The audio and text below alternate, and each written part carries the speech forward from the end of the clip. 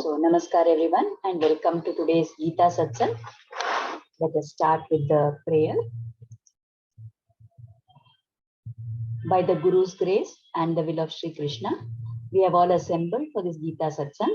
May we have their guidance to be able to learn and adopt the things which will help us to grow spiritually. Let us chant the shlokas. Vasudeva Sutam Devam Kamsa Chanuramardhanam Devaki Paramanandam Krishnam Vande Jagadgurum. Krishnaya Vasudevaya Haraye Paramatmane Pranatah Kleshanashaya Govindaya Namo Namaha. Namostu te Vyasa Vishala Buddhe Pullara Vindayata Patra Netra Yena Tvaya Bharata Taila Purnaha Bhakto Jnanamaya Pradipaha.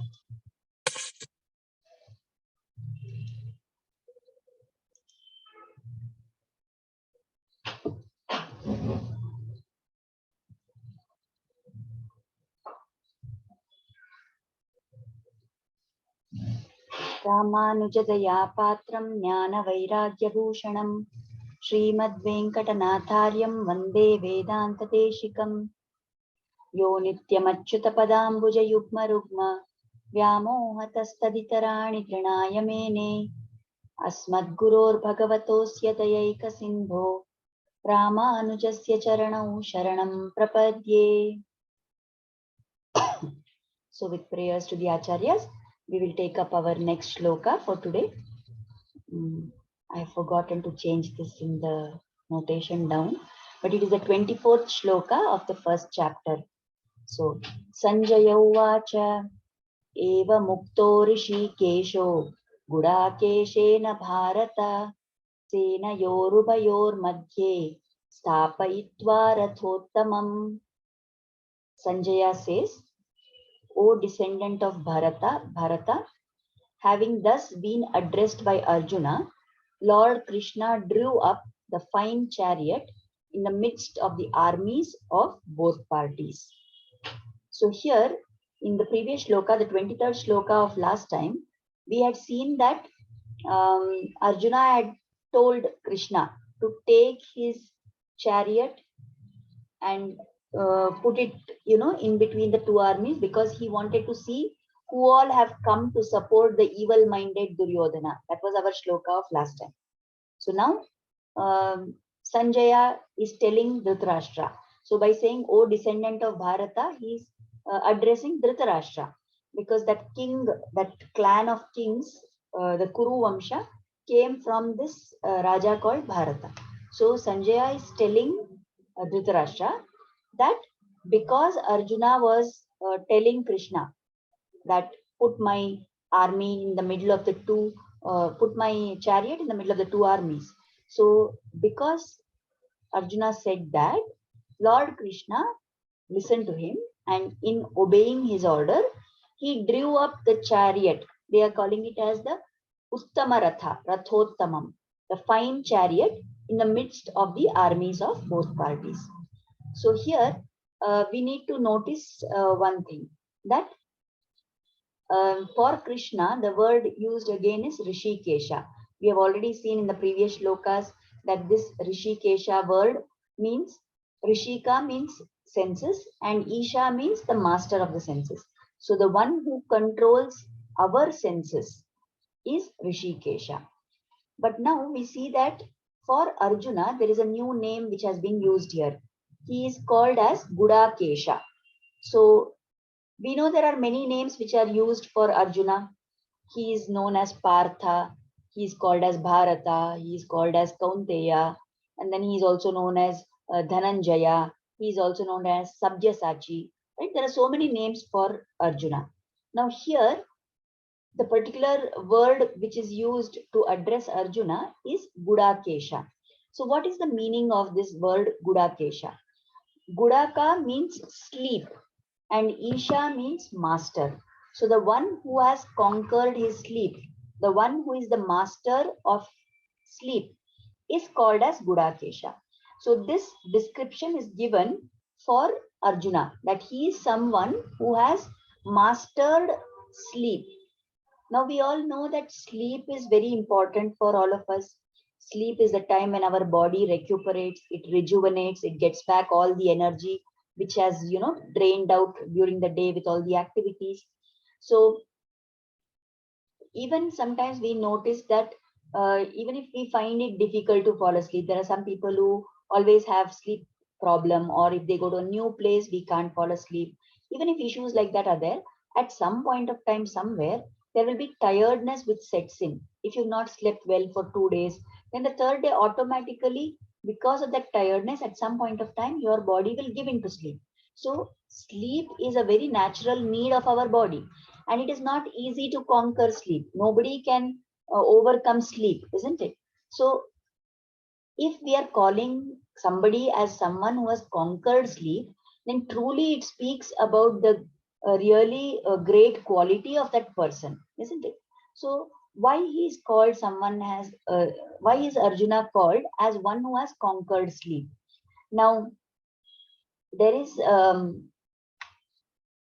an explanation which is given for this. Now there is one story. That story we will come to later, but first we will try to understand that how is it possible for Arjuna to have conquered sleep? So normally for all of us, normal people, we need the sleep, as I said, to recover our energy, for the all the body organs to get rest. But it is known and it has been shown by the great yogis that by performing certain types of yoga, by going into dhyana at a particular level, by performing those kind of activities, by being involved in that kind of yoga, it is possible that your body can get that rest without physically having to go into the state of sleep. So that is the reason why probably Arjuna had knowledge of that method of yoga. He could go into that dhyana state, which is equivalent to that of deep sleep, and that would help to make him, get whatever rest the body requires, and that is why he didn't require to go to sleep. So that is why he is called as someone who has conquered sleep, because that same whatever rest and rejuvenation happens in sleep, he was getting it by going into dhyana. So that indicates how great a personality Arjuna was. Now, why this name is used here? Why it is important to tell us at this point of time that Arjuna is someone who has conquered sleep, right? We may wonder, there are so many other names which have been used for Arjuna throughout. Why it was not told, why he was not called as Partha, why he was not called as Dhananjaya? Why is he being called Gudakesha at this point of time? There is a great significance to this, as the Acharyas explain.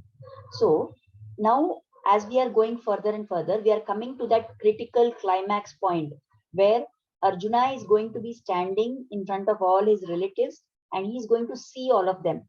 And all this confidence that he had all along is suddenly going to vanish. He is going to feel totally depressed, and he is going to say that I am not going to fight.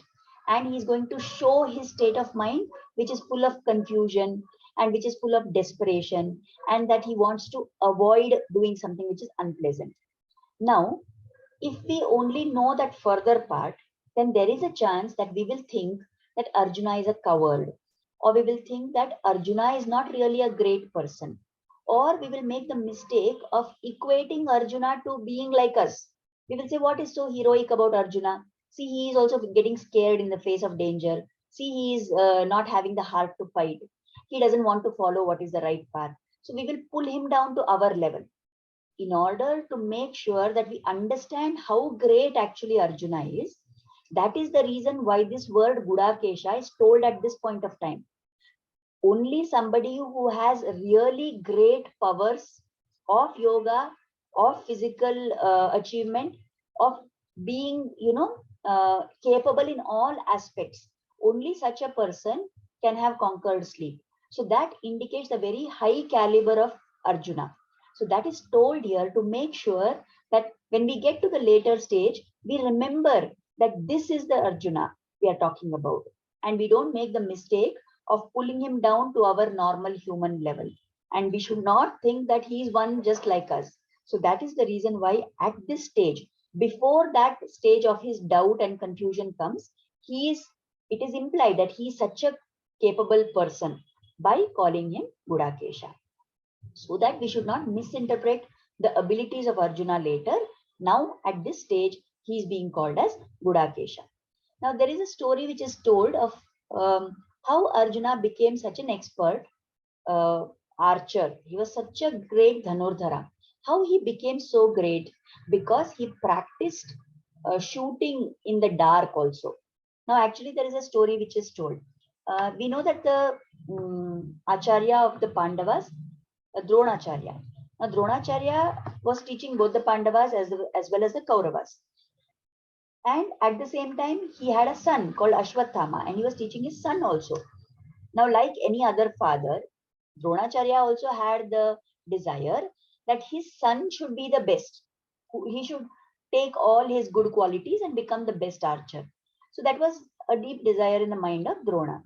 So although he knew that Arjuna was very good, he wanted to try and make it such that Ashwathama would be the better archer. And actually it is told that because of some such reason in his mind, he had told the cook that don't serve Arjuna in the dark ever. Now why he is telling this, we will come to know later. So what happened one day is, by chance, it became late in the evening when Arjuna was having his food, and there was a lamp which was burning there where Arjuna was eating his food. Suddenly there was a strong gust of wind, a strong breeze blew, and because of that, that single lamp which was there giving light to Arjuna, it got extinguished. So when the lamp got extinguished, there was no light, it was complete darkness. And for a moment, out of just habit, Arjuna continued to eat. And as he took a few bites, it suddenly struck him. He got this thought that the current went, the light went away. I am not able to see anything. It is dark, and yet my hand is going without any mistake directly to my mouth with the food. It is not happening that my hand is going to my eyes or my hand is going towards the ear. Exactly where it has to go. The hand is picking food from the plate and it is going exactly into my mouth. How is this possible? Just because it is a habit. Because every single day, every single meal that I eat, I have done this. My hand has taken food from the leaf, it has picked that food and it has taken it directly to my mouth. So out of force of habit, my hand has got this memory of placing the food exactly in the mouth, even if there is no light and my eyes cannot see what is happening. Then it struck him that if this eating can happen automatically because of habit, then I'm sure that if I practice my archery very well, I will be able to shoot in the dark also without needing light to see. Even when my eyes cannot see, I will be able to shoot the target without fail if I practice very hard. So that very moment, Arjuna stopped eating his food. He went to where he had kept his bow and arrow. He went out into the dark, into their practice area, and he started practicing shooting in the dark. Now, as he was doing this, it was night. Everything was silent and nobody knew, nobody was awake. But Dronacharya, who was in the nearby, what you say, that hut, he heard the twanging of Arjuna's bow and he realized, okay, Arjuna has started practicing in the dark. And that time he realizes that now no one can stop Arjuna. And his dream of making Ashwathama as the best archer is going to not be fulfilled. Now it is told that this was the reason. Dronacharya knew that if Arjuna has a realization like this, he is going to practice to become the best archer. And then his son will never be able to get that stage. So that is why it is said he had told that cook that don't serve Arjuna in the dark anytime the food. But now, as God had willed it, as it was destined to be, Arjuna had eaten in the dark, and that had given him the realization that I can even practice shooting in the dark. And he began practicing every day, and Drona came out, and he really was so happy at the commitment of Arjuna. He embraced him and he said, now I will make sure that you become the best archer in the whole universe. And that is how it is told that Arjuna had so much commitment. He was such a dedicated person. Now, is it surprising to us that somebody who has a commitment like this, somebody who is as dedicated and hardworking as this, is it any surprise that he could have conquered sleep also? Definitely not. He had practiced not only Dhanur Vidya, he had also learned and was an expert in the practice of Dhyana Yoga, because of which he could keep his mind, under control. He could go into that state of dhyana where the body would get rest without physically going to sleep. So such was the greatness of Arjuna. Now later we are going to see that he still, in spite of being all like this and having all these qualities, he also gets confused. Why that happens, we will see later. But for today, we need to understand this meaning of the word Gudakesha. That Gudaka means sleep, and one who is the master of sleep is Gudakesha. So Arjuna is called as Gudakesha. So we have understood the greatness of the qualities of Arjuna, how great a person he was actually. So what is it that we can learn from this, entire discussion? What are some of the points that we should pay attention to? Firstly, we know that there are different stages of waking and sleep. There is something called as the first stage, which is the Jagrat Avastha, where we are awake and we are alert. Then there is something called as the Supta Avastha. So that is the stage when there is a Swapta Avastha, where we have swapnas. We have gone to sleep, our body is at rest, but the mind is still active. And because the mind is active, we have these dreams which come to us. So that is the Swapnavastha or the Swapna Dasha. And then we have the third stage, which is Sushupti. So Sushupti means your mind goes even deeper into the sleep in such a way that the mind becomes inactive. And at that stage, there is no thoughts, there is no activity of the mind. And if you manage to reach that stage, then we have complete rest. So, are we the kind of people who try to fall asleep and we are not able to sleep and we are only in Jagrat Dasha despite lying down in the bed? Are we the kind who get sleep, but then our mind is highly active and all the time we have dreams or we feel restless and we don't get enough sleep and we wake up in the morning feeling unrested, feeling tired? Or are we the kind who go into deep slumber where even the mind ceases its activity, stops its activity, and we get real rest? People who get deep sleep and get good sleep, they wake up in the morning feeling fresh and full of energy and enthusiasm to handle whatever that day is bringing their way. So we need to understand what is our stage of sleeping. What kind of sleep are we getting? Now, many times people suffer from problems in their sleep. Either they will have sleep which is not enough, and that is said to be because of a restless mind, because of having anxiety in the mind, because the mind is worrying over things, because the mind is involved in thinking and overthinking. So we get less sleep, we are not able to fall asleep well. Some people have the other problem, that they are all the time feeling sleepy. They have excessive sleep. Now it is told that normally any adult should sleep for about 7 to 8 hours in a day, right? And that is one shot and in the night. So there are some people who feel very sleepy at that time also, and during the rest of the day also they will be feeling very sleepy. So there are some people who get poor sleep and there are some people who have excessive sleep. Now whatever be our problem with sleeping, it can be traced to having more of Rajoguna and Tamoguna. So if we want to get good quality sleep, then that means we need to do something which will increase the Sattva component in us, the Sattva Guna in us. So some tips that we can follow. If we are having, if we have eaten our food late and our stomach is still our stomach and intestine are still involved with the process of digesting the food, then we will not be able to sleep well. So the earlier we can eat, the better it is. Actually, in the olden times, we know that before all this artificial lighting and all was invented, people used to wake with the sun. They used to wake up at sunrise and they used to go to sleep with the sun, isn't it? They would go to sleep. They would finish their food quickly when it is still light.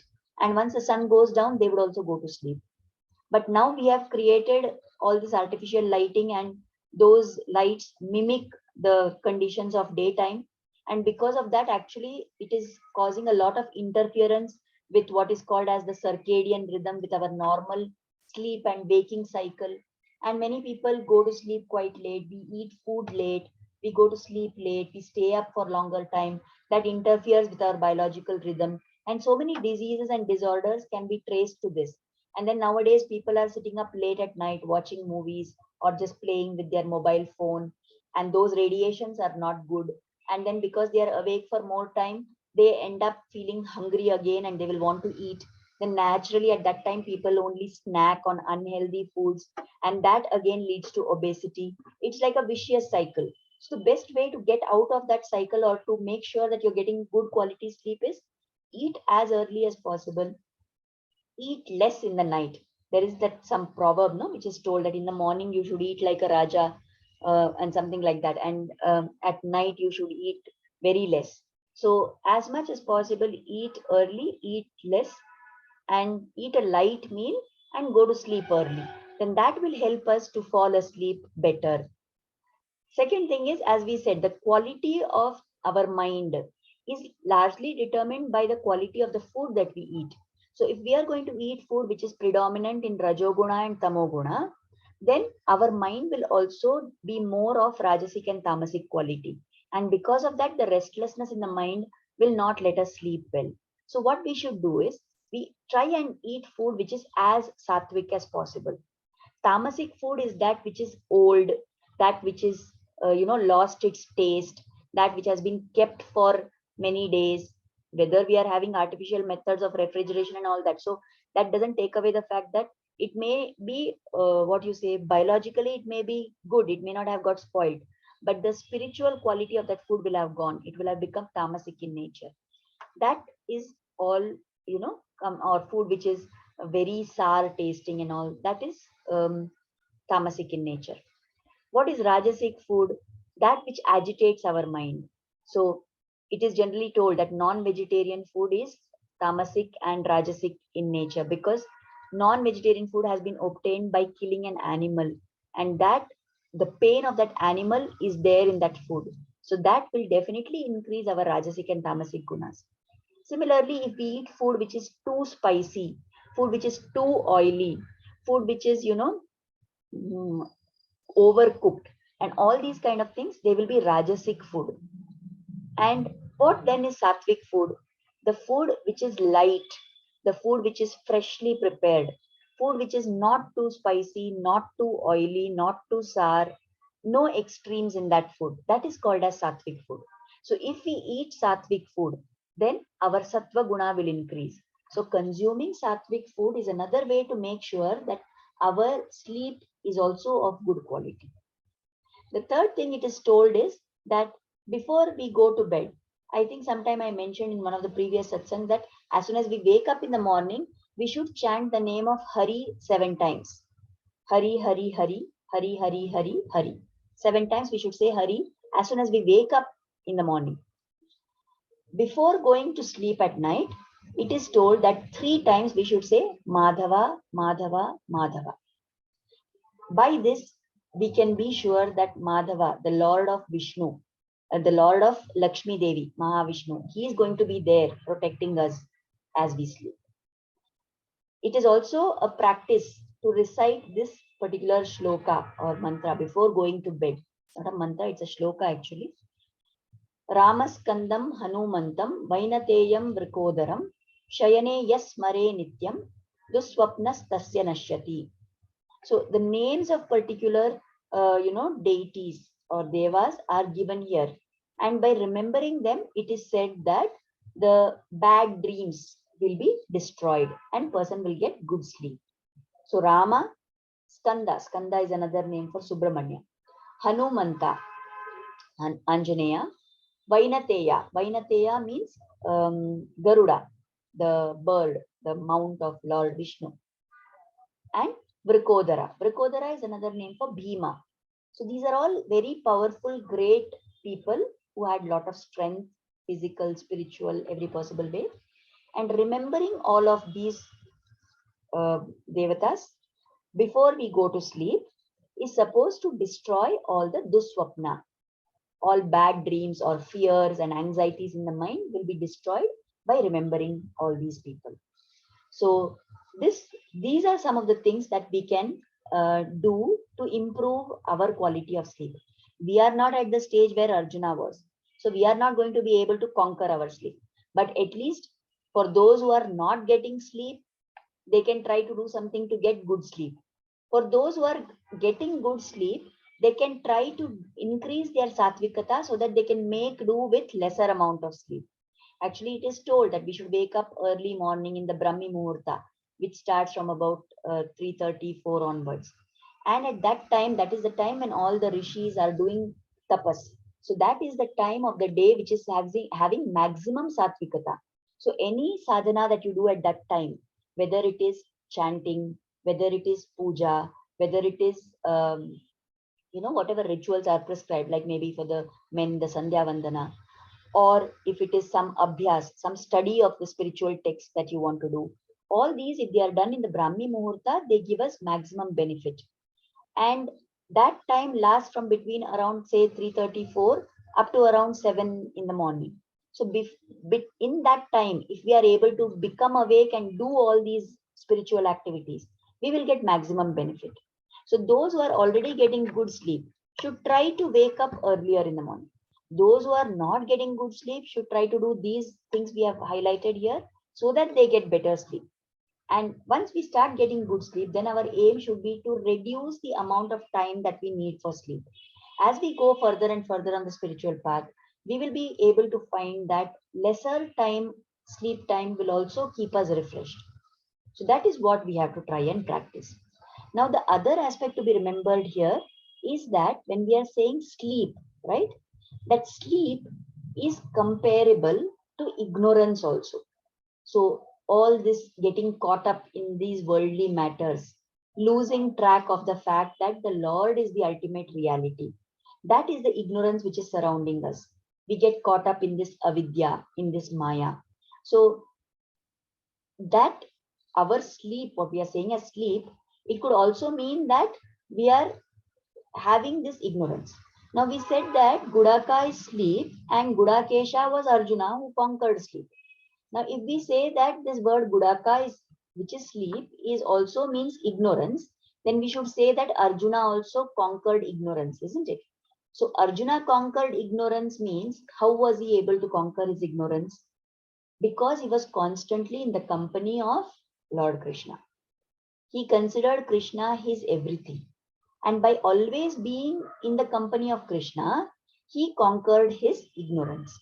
So if we may not be able to physically conquer sleep, but at least the avidya which is there, we can try and take some steps to overcome that. And how do we do that? By constantly thinking of Krishna, by constantly remembering the Lord, by constantly singing his glories. We already saw how we can do that, isn't it? During our Navavidha Bhakti Satsang, we saw that we can keep hearing about the Lord, Shravanam, Kirtanam, Smaranam, Padasevanam, Archanam, Vandanam, Dasyam, Sakhyam, Atmanivedanam. Through all these steps we have seen what all we need to do to always remember the Lord. So by following all those steps, we can make efforts so that we will be able to overcome the ignorance. Whether we are able to overcome physical sleep or not, we will see later. That may not be always possible for us. But at least the part of sleep which we are calling as ignorance, that we can try and gradually move towards, going on. But it will keep coming back because we are in this world that avidya will keep covering us. Always the example is told that if you have a mirror and you are looking into the mirror, in the reflection, what you see there is only good if the mirror is clean. Now you realize that the mirror has got some dust on it. So you clean the mirror today. But you've cleaned the mirror today, now you will see the clear image. But after some time, what is going to happen? Again, the dust is going to settle on the mirror. Again, you have to clean, and then you will see the clear image. So, like that, because we are in this world and we are surrounded by activities and people and all other things in this world, we will keep forgetting what is the reality. We will keep getting caught up in the avidya. But the only answer to that, therefore, is to constantly keep cleaning the mirror. That means we have to keep reminding ourselves of God, keep finding methods to remember Him. And the more we think of the Lord and we try to be in His presence and we try to keep Him in our mind, the more we will become better at cleaning the mirror, the better we will become at overcoming this effect of avidya. So we have to keep doing that from our side, and we have to keep praying that God should help us also to do this. So these are some of the things. Now, actually, there is another point that many times it is told. I forgot to put that here under the tips for sleep, that we should sleep in the east-west direction and not in the north-south direction, because the south direction is called as the direction of Yama. It is the Yamaloka direction. So the vibrations which come along the north-south direction are not conducive. They are not good. They will increase our Rajatama Guna. And therefore, it is told that we should not sleep in the north-south direction. That is also the reason why it is told, according to Vastu Shastra, that the house door should not be facing the south, because the south is the direction of Yama. So this is what is told. And as far as possible, we can try and follow that rule. If there is somebody who is not getting good quality sleep, and if they have been sleeping in the north-south direction, they can put their bed into the east-west direction and see whether that helps to improve the quality of sleep. So all these things we can try and do, and we will pray that Krishna should bless us to be able to do all these things. So today we have talked about one simple thing, why Arjuna was called as Gudakesha. Gudaka means sleep. Isha is the master. So he was the one who was the master of his sleep. So we saw also the story of Arjuna, how he practiced archery in the dark and he conquered that ignorance. And then we said why this name of Arjuna is used here, because later he is going to have a lot of confusion and doubt, and we should not make the mistake of thinking that, oh, he is also ordinary person like us. So to indicate to us the greatness of Arjuna as somebody who had conquered sleep, this name Gudakesha is used here. And all this is being told to Dhritarashtra by Sanjaya. So Sanjaya narrates that, okay, because Gudakesha told this, so Rishikesha took the chariot to the middle of the two armies. And next time when we talk about the further part, we will see what happens next. What did Arjuna see when he went and stood in front of those two armies? So today we have learned some things about sleep and how to sleep better and what we can do to increase our sattva guna so that our quality of sleep also improves. So let us pray that Krishna will bless us to be able to do this. And let us offer Kritanyata now. And then if anybody has any comments, we have just 2 minutes left. So let us offer gratitude at the lotus feet of Sri Krishna and Guru for inspiring us to start and join this satsang. And let us pray for their blessings and grace to always be on us. Thank you, everybody. Namaskar. If anyone has anything to add or to ask or comment, you can go ahead and unmute and tell. Are there any questions or anything you want to say?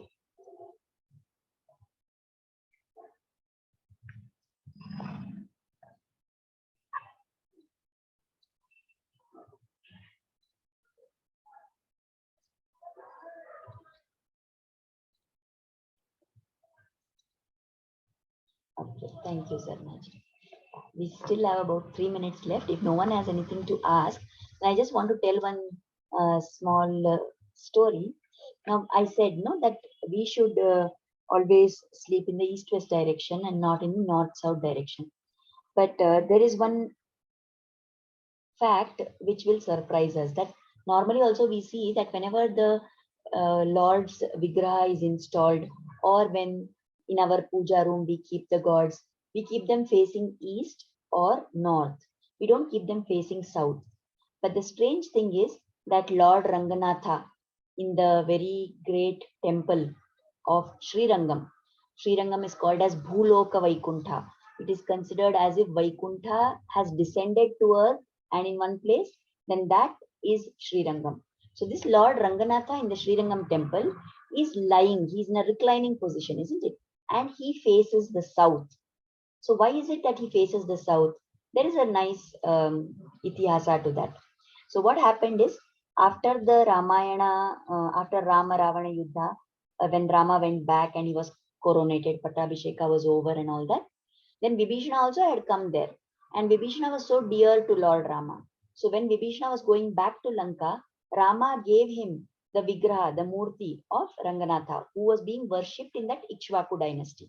So as Vibhishana was coming back and they were flying over this particular part of Srirangam, which is, very beautifully with the Kaveri, and the tributary of the Kaveri is also there. And it's like a small island between those two arms of the river. Seeing that place, the Lord Ranganatha was very happy, and he asked that, please put me here. I want to stay here. So Vibhishana was quite upset that I want to take you to Lanka, and how will you be here? So he tried to, convince the Lord, but Lord said, no, I will be here. And then, as to make up for the fact that he didn't go to Lanka with Vibhishana, it is said that the Lord promised Vibhishana that I will lie with my face facing the southern direction, because Lanka is to the south of Tamil Nadu. So I will lie with my face looking towards the south, so that I am always looking at you, or you can have the joy that, okay, I am looking at you and you can also see me. And in fact, it is told, even now it is believed, that every night Vibhishana comes from Lanka to take darshan of Lord Ranganatha in Srirangam. So what is applicable for us does not apply to the Lord, because for us there is all this restriction of north and south and east and west and all that, because we are bound by the rules of this material world. But the Lord, he is the owner of the entire universe, isn't it? Everything in the universe is his, and he is the entire universe. So for him, there is no such rule. And he believes in doing anything, whatever is required to please his devotees. He will do anything that is needed to make his devotees happy. All we need to say is that I am yours to the Lord, and he will be there doing everything possible for us. So this story of Vibhishana and how the Lord is lying facing the south gives us that hope and faith that God is always there with us. And he is just ready and waiting to do anything for his bhaktas. All we need to do is to make efforts to become that kind of a bhakta. So I hope and pray that the Lord will bless us to be able to do all this. Thank you everybody for joining in. We will continue again next Tuesday, same time at 6:15 p.m. Thank you everyone. Namaskar. Thank you, Ma. Thank you.